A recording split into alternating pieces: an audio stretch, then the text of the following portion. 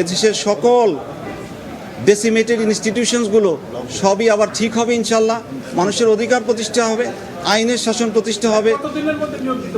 এটা হাইকোর্টের রায়ে 90 দিনের মধ্যে নিয়োগ দিতে বলা হয়েছে, সুতরাং সেই 90 দিনটা বহাল করা হয়েছে। আরেকটা জিনিস বলি, এই রায়ে সুপ্রিম কোর্টের আপিল বিভাগ এরকম একটা জনগুরুত্বপূর্ণ মামলায় কোনো রকম লিভ গ্রান্ট না করে মামলাতে হাইকোর্টের রায়টা সেটিসফাইড করে দিয়েছিল।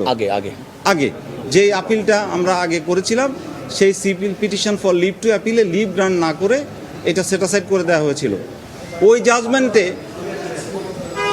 মহামান্য হাইকোর্টের যে অথর জাজ ছিলেন বিচারপতি, আমি তার নাম বলছি না, সম্মানিত বিচারপতি, তার সম্পর্কে তৎকালীন প্রধান বিচারপতি বহুল আলোচিত, উনি অনেক অ্যাডভার্স রিমার্ক করেছিলেন।